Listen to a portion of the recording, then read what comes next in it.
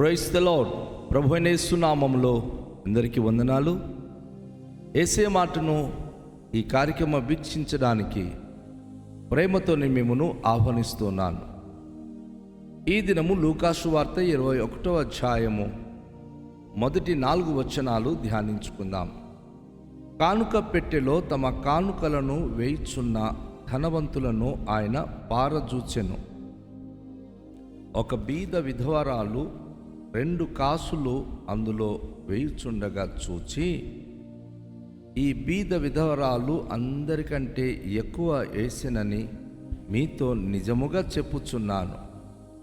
వారందరూ తమకు కలిగిన సమృద్ధిలో నుండి కానుకలను వేసిరి, కానీ ఈమె తన లేమిలో తనకు కలిగిన జీవితమంతయు వేసెనని వారితో చెప్పెను. ప్రభునందు ప్రియమైన వాళ్ళారా, మనం ఇచ్చే విషయంలో ఒక అద్భుతమైన మాటను ప్రభు మనకు నేర్పిస్తున్నాడు. చాలాసార్లు ప్రభుకు మనం అర్పించే విషయంలో చాలామంది వివిధ రీతిగా ఆలోచిస్తూ ఉంటాం.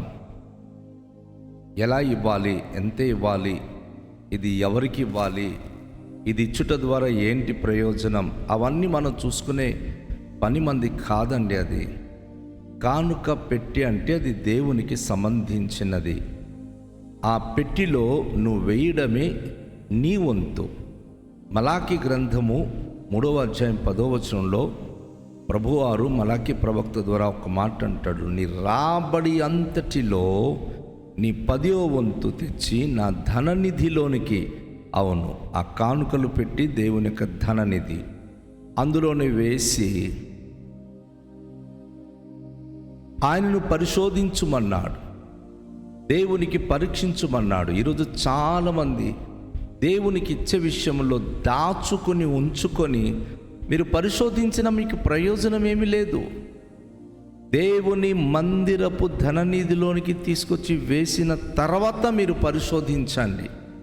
మీ ఇంట్లో పెట్టిలో పెట్టి మీరు దాచుకొని మీకు ఇష్టమైనట్లుగా అది ఖర్చు పెట్టి మీకు ఎవరికి ఇవ్వాలో వారికి ఇచ్చేసి, దేవుడా మేము మీకు కానుకలు ఇస్తున్నాం కదా, 10వ వంతు ఇస్తున్నాం కదా అంటే అది దేవుని యొక్క సన్నిధిలోనికి రావటము లేదు. గుర్తుంచుకోండి, 2 దినవృత్తాంతముల గ్రంథము 7వ అధ్యాయం 14వ వచనం 15వ వచనంలో ప్రభు అంటాడు, తన జనులు తన దగ్గరికి వచ్చినప్పుడు తగ్గించుకుని వచ్చి ప్రార్థన చేయాలంటూ దేవుని మందిరములో తన చెవులు, తన కనులు, తన యొక్క మనస్సు ఉంటుంది. మందిరములో ఎవరు మనం ఏ విధంగా ప్రవర్తిస్తున్నామో అది ఆయన చూస్తున్నాడు. కనుక ఈరోజు ఆ విషయం చాలా జాగ్రత్తగా ఉండాలి. సొలొమోను రాజు మహాజ్ఞాని అయినా సరే ప్రసంగి గ్రంథం 5వ అధ్యాయంలో అంటాడు, నువ్వు దేవుని మందిరానికి పోయినప్పుడు నీ ప్రవర్తన జాగ్రత్తగా చూచుకొనుము. దేవుని దగ్గర నువ్వు మాట జారిపోయి నేను ఇది ఇస్తాను ప్రభువా, అది చేస్తాను ప్రభువా అని నువ్వు ప్రగల్భాలు పలికి ఇవ్వకుండా మానేస్తే అది నీకు శాప కారణము. కానుకలనేది అది దేవునికి సంబంధించినది. అది ఎప్పుడు కూడా మనము ఆశించాల్సినది కాదు. మన ఇచ్చుట ద్వారా మనం ఆశీర్వదింపబడతాం అంతే. మనం ఇవ్వకపోవడం ద్వారా నష్టాల్లోనికి కురికిపోతాం. ఈరోజు చాలామంది చాలా చేయాలనుకుంటున్నారు, చేయలేకపోతున్నారు. దేవుడు మాకు దీవించట్లేదు అంటారు. చాలా తప్పు మాట అది. దేవుడు దీవించకపోతే ఇంతకాలం మనం సజీవంగా ఉండగలమా? దేవుడు దీవించకపోతే ఇంతకాలం మనం ఇవన్నీ చేయగలమా? మనం ఏమై ఉన్నామో అది ఆయన కృప వలనే అయి ఉన్నాం. అందుకే యేసు ప్రభువారు చాలా చక్కని మాటను ఈరోజు మనకు హెచ్చరిస్తున్నాడు. యేసు ప్రభువారు ప్రజలందరూ కానుకల పెట్టెలో కానుకలు వేస్తున్నప్పుడు ఆయన అక్కడ కూర్చొని ఆయన అందరినీ స్పష్టంగా చూస్తూ ఉన్నాడు. ధనవంతులను ఆయన పారజూచెను. గొప్ప గొప్ప వాళ్ళు, డబ్బు గల వాళ్ళు, సంపాదన చేస్తున్న వాళ్ళు, వ్యాపారస్తులు, వారిని ఆయన చూస్తున్నాడు. వారు తమకు కలిగిన వాటిలో కొంత ఉంచి, తమ యొక్క పర్సులో చాలా డబ్బులు ఉంటాయి కానీ 10 రూపాయలు, 50 రూపాయలు వేసేస్తూ ఉన్నారు. రూపాయలు ఉన్నప్పుడు అందులో 10వ వంతు ఇవ్వరు. ఎందుకు పాస్టర్ గారికి ఇవ్వాలి, ఎందుకు చర్చిలో వెయ్యాలి అని సంకుచిత భావంతో వెనక్కి చేయలాగుతున్నారు. చాలామంది డబ్బు గల వాళ్ళు అంత కానుకలు ఇచ్చేయాలా అని దాచేస్తూ ఉన్నారు. అమ్మా, అది మీరు చాలా తప్పు చేస్తున్నారు. దేవునికి మీరు ఇచ్చుట ద్వారా దేవుడు మీకు 100 ఇస్తాడు. మీరు దాచిపెట్టుట ద్వారా ఉన్నవి కూడా ఊడిపోయి అప్పులు పాలైపోయి శ్రమల్లో పడిపోతారు. ఎందుకు అంటే దేవుడు కనిపెడుతున్నాడు. ఇక్కడ ఒక బీద విధవరాలు 2 కాసులు ఆ కానుకల పెట్టెలో వేయడం ఆయన చూశాడు. ఆమె 2 కాసులు వేయడానికి గల కారణం ఏమిటంటే ఆమె పేదదాయి.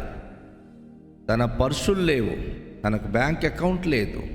తన పెట్టిలో ఎంత ఉంచుతుందో దాంతో తను కుటుంబాన్ని పోషించి వెళుతుంది. ఆ రోజు మందిరానికి వెళ్ళినప్పుడు ఆమె దులిపినప్పుడు ఆ పెట్టి నుండి 2 కాసులు కింద పడింది.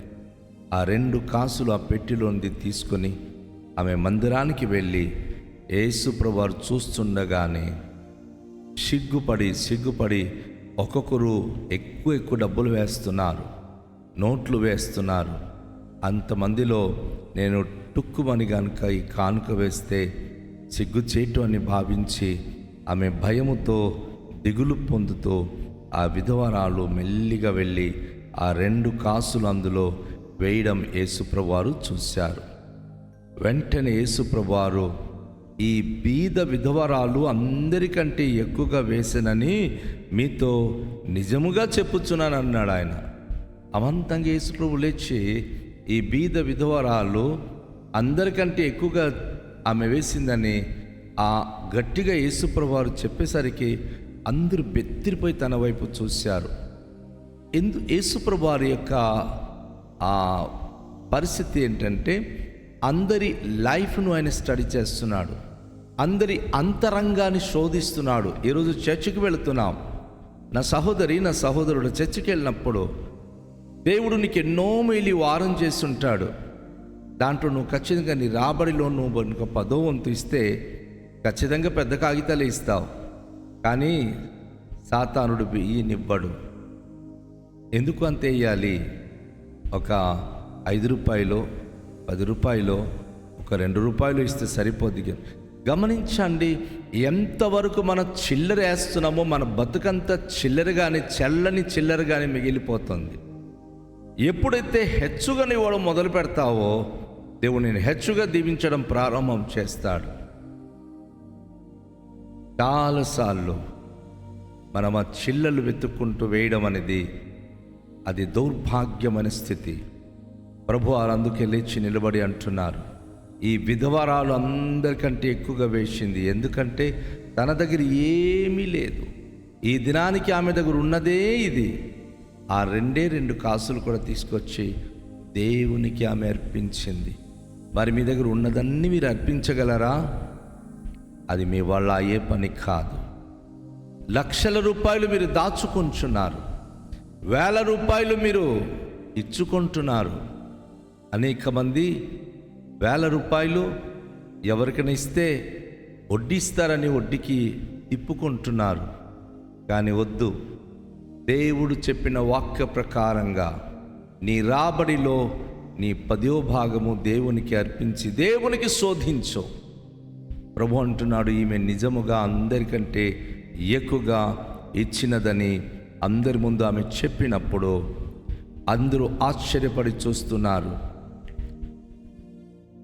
అందరూ తమకు కలిగిన వాటిలో సమృద్ధిలో నుండి కానుకలు వేశారు. యేసుప్రభు అంటున్నాడు, మీలో లక్షల మీద ఉంది, 1000 మీద ఉంది, సమృద్ధిగా ఉంది, అందులో కొంత తీసి మీరేశారు. కానీ ఈమె ఈరోజు తన లేమిలో తనకేమీ లేదు, ఆ 2 కాసులుంటే తన జీవితం అది ఆ రోజుకి.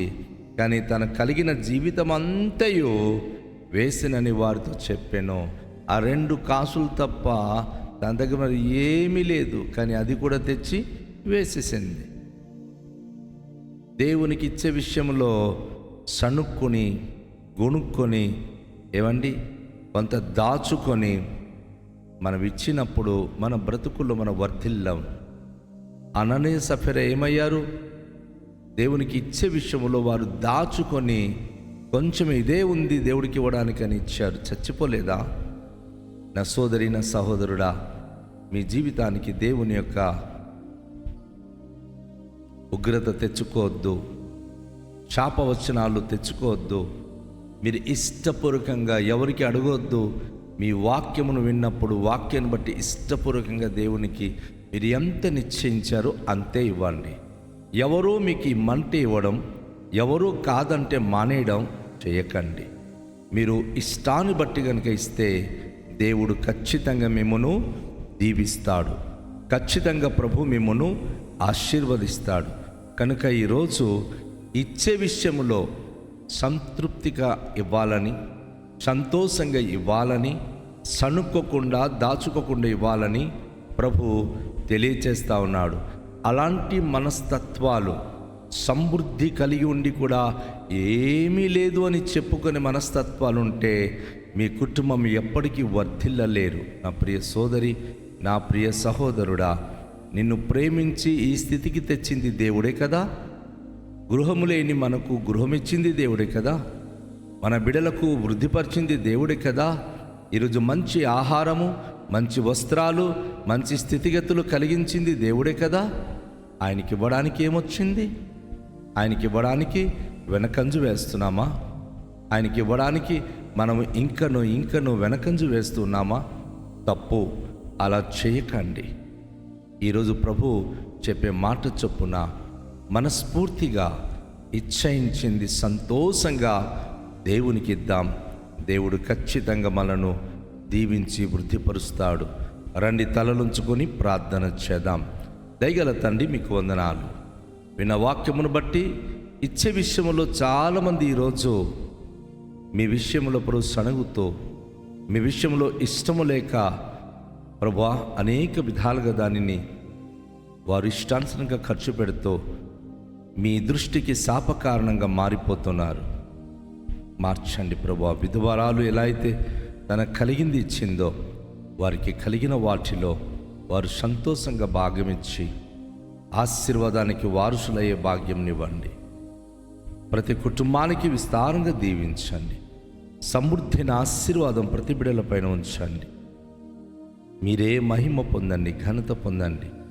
ఆశ్చర్య కార్యములు ప్రతి కుటుంబంలో, ప్రతి బిడ్డల జీవితాల్లో జరిగించుమని, మహిమ ఘనత ప్రభావాలు మీరే పొందుకునమని యేసు అతి శ్రేష్టమైన పరిశుద్ధ నామములో ప్రార్థిస్తూ వేడుకొనుచున్నాము పరమ తండ్రి.